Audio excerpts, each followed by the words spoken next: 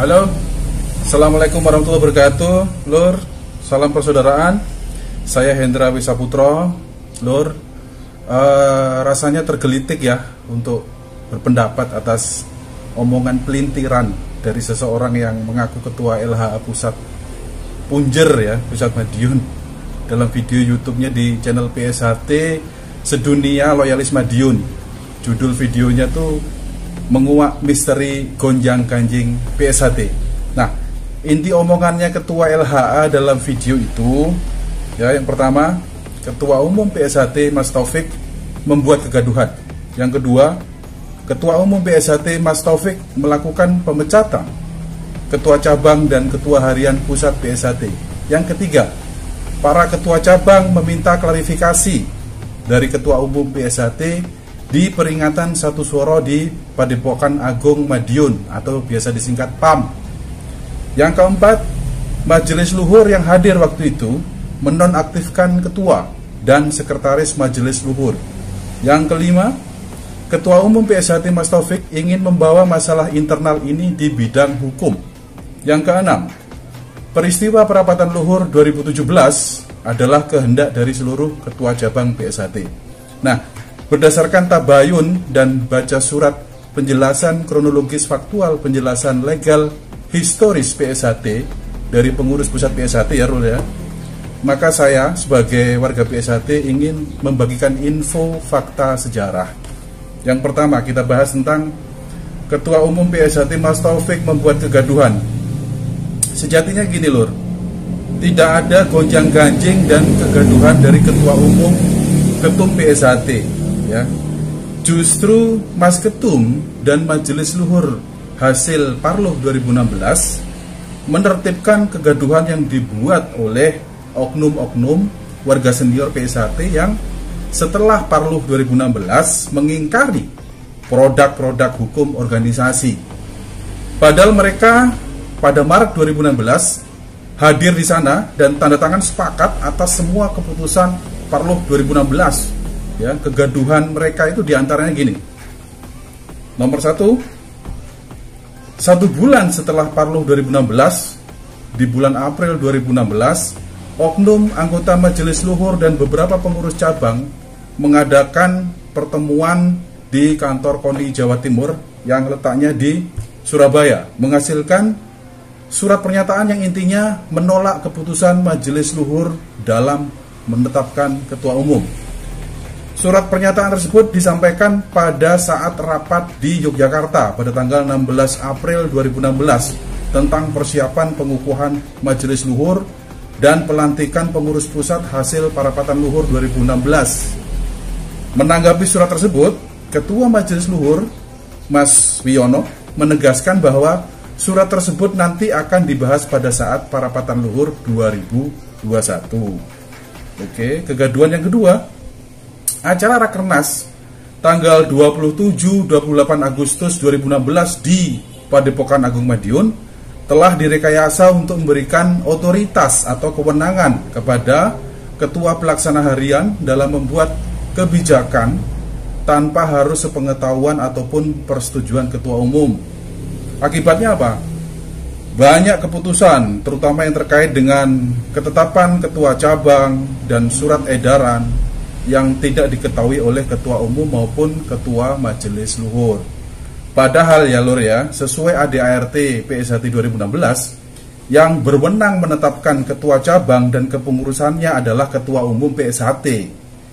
Saya tuh menyaksikan sendiri waktu tahun 2017 di PSHT Cabang Badung, sampai menerima 2 SK kepengurusan dari Mas Ketum, Mas Taufik, dan dari Mas Ketua Harian, Mas Murjoko. Jelas Mas Ketua Harian ingin menciptakan matahari kembar dalam organisasi PSHT Lur. Kegaduhan yang ketiga, acara sarasehan dan temu kadang warga tingkat 2 pada 14 Januari dan 11 Maret 2017 dijadikan sebagai forum untuk mengadakan Mubesluk atau Parapatan Luhur yang dipercepat sebagai upaya mengingkari dan mendelegitimasi hasil Parapatan Luhur 2016. Kegaduhan nomor 4, setelah Parloh 2016, beberapa ketua cabang PSHT mendaftarkan badan hukum sendiri-sendiri ke Kementerian Hukum dan HAM menggunakan nama PSHT tanpa sepengetahuan dari pengurus pusat PSHT, dalam hal ini Mas Taufik. Di antaranya apa? Nama Perkumpulan Persaudaraan Setia Hati Trate Demak, kemudian Magetan, kemudian Probolinggo, Bangkalan, Trenggalek, Jombang, Bojonegoro, dan Perkumpulan Persaudaraan Setia Hati Trate Pusat Madiun yang didaftarkan oleh Saudara Bagus Rizky bersama Saudara Hari Wuryanto dan kawan-kawan. Nah, adanya badan-badan hukum perkumpulan ini selain menimbulkan kegaduhan lur dan meresahkan warga PSHT, juga punya potensi loh memecah belah kerukunan dan keutuhan PSHT itu sendiri. Nah, maka siapa sejatinya yang menciptakan kegaduhan itu? Sudah saya jelaskan ya, poin 1 sampai poin 5. Oke, kita lanjut dengan omongannya si Ketua LHA Punjer, bahwa Ketua Umum Mas Taufik melakukan pemecatan Ketua Cabang dan Ketua Harian Pusat PSHT. Begini lur, terkait ya gugatan kepada Majelis Luhur di Pengadilan Negeri Madiun, Majelis Luhur itu telah membentuk tim ad hoc untuk menyelesaikan melalui pendekatan ajaran dan persaudaraan kepada para penggugat. Siapa itu penggugat?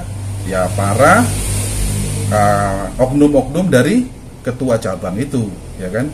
Nah, kemudian akan tetapi ya, para penggugat selalu tidak hadir ketika berulang kali diundang oleh tim ad hoc untuk menyelesaikan dengan pendekatan persaudaraan dan ajaran. Maka dibentuknya tim ad hoc ini membuktikan bahwa Majelis Luhur tidak pernah sewenang-wenang dan selalu mengutamakan prinsip-prinsip ajaran dan persaudaraan dalam menyelesaikan setiap masalah, ya lur ya. Nah, lanjut lagi, dalam rapat persiapan pengesahan Warga Baru 2017 di Solo diputuskan bahwa ketua cabang yang menggugat Majelis Luhur di Pengadilan Negeri Madiun tidak diperkenankan mengesahkan Warga Baru. Atas dasar keputusan tersebut, Ketua Umum memberi sanksi kepada ketua cabang yang menggugat Majelis Luhur. Nah, sanksi ini terpaksa diberikan karena bersangkutan tidak mempunyai itikat baik dalam menyelesaikan masalah organisasi secara persaudaraan. Nah, upaya mediasi yang dilakukan oleh tim ad hoc ini tidak mendapatkan perhatian yang layak, lur. Nah, kemudian kalau terkait pergantian ketua cabang PSHT Sleman, itu sudah melalui mekanisme organisasi lur, di mana para perwakilan ranting hingga komisariat mengadakan parapatan cabang dan meminta pergantian ketua cabang ya. Nah, untuk PSHT cabang Trenggalek, ketua cabangnya itu diganti karena menggugat Majelis Luhur ya. Kemudian lur, terkait pemberhentian Mas Murjoko sebagai Ketua Harian Pusat PSHT, ini dikarenakan sepihak ya, Ketua Harian ini sepihak membatalkan atau menganulir keputusan Ketua Umum terkait kepengurusan cabang Pemalang. Kemudian Majelis Luhur mengundang itu Ketua Umum dan Ketua Pelaksana Harian Mas Murjoko untuk melakukan klarifikasi. Majelis Luhurnya tabayun ya. Nah, tapi ternyata Ketua Pelaksana Harian tidak hadir memenuhi undangan dari Ketua Majelis Luhur. Karena Ketua Pelaksana Harian mengabaikan undangan dari Ketua Majelis Luhur, maka dikeluarkanlah surat keputusan 005-SK-ML-PSHT-9-2017 tentang pemberhentian Ketua Pelaksana Harian. Jadi lur, bukanlah Ketua Umum PSHT yang memberhentikan Ketua Harian itu ya. Maka pemberhentian mereka semua karena landasan kegaduhan yang mereka buat sendiri lur. Lanjut lagi ya, omongan dari Ketua LHA Punjer Madiun. Para ketua cabang meminta klarifikasi dari Ketua Umum PSHT di peringatan Satu Suro di Padepokan Agung Madiun, dan majelis luhur yang hadir waktu itu menonaktifkan ketua dan sekretaris majelis luhur hasil Parluh 2016. Nah, saya sampaikan lagi loh, Mas Ketua Umum PSHT, Mas Taufik, mendatangi PAM untuk acara Tirikatan Satu Suro.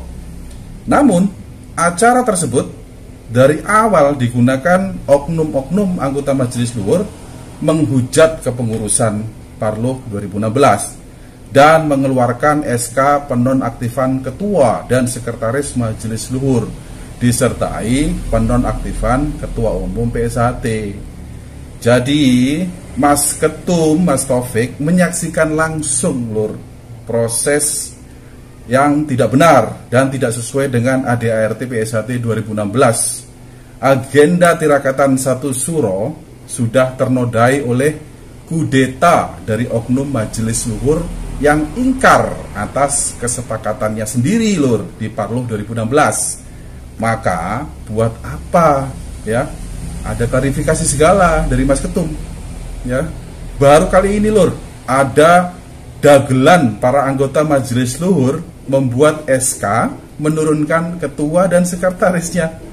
Padahal sesuai ADART yang berhak menurunkan adalah kedaulatan tertinggi Parapatan Luhur ya. Oke, lanjut lagi nih atas omongan dari Ketua LHA Punjer. Ketua Umum PSHT Mas Taufik ingin membawa masalah internal ini di bidang hukum. Baik, kita bahas lagi, kita bedah. Bila mana yang dimaksud adalah masalah pendirian badan hukum dari para oknum ketua cabang, maka Ketua Umum bertindak berdasarkan instruksi Majelis Luhur nomor 01-MLPSHT-2-2017 tertanggal 6 Februari tahun 2017. Pengurus pusat menggugat Menteri Hukum dan HAM melalui Pengadilan Tata Usaha Negara PT UN Jakarta pada tanggal 4 April 2017. Nah, tindakan Mas Ketum ini dalam rangka penertiban organisasi PSHT lor yang profesional, di mana legalitas organisasi yang menggunakan nama Persaudaraan Setia Trate harus satu komando ya. Demi apa? Demi kerukunan dan keutuhannya PSHT. Belepot saya. Nah, ini lor sebenarnya tugas dari Ketua Umum PSHT. Dan semua kepengurusan dari tingkat cabang hingga rayon harus mentaatinya sesuai dengan tupoksi yang diatur dalam ADART PSHT 2016 ya. Dilarang baper lor. Gak usah bawa perasaan ya lor ya. Oke, lanjut lagi ini omongannya dari Ketua LHA Punjer, bahwa di sana dia bilang bahwa peristiwa Parapatan Luhur 2017 adalah kehendak dari seluruh ketua cabang PSHT.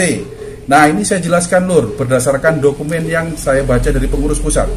Parapatan Luhur PSHT 2016 hasilkan ADART dan kepengurusan pusat yang sah ya. Semua elemen di dalamnya harus tunduk dan patuh terhadap aturan dalam ADART yang menetapkan bahwa Parapatan Luhur hanya terjadi sekali dalam 5 tahun ya.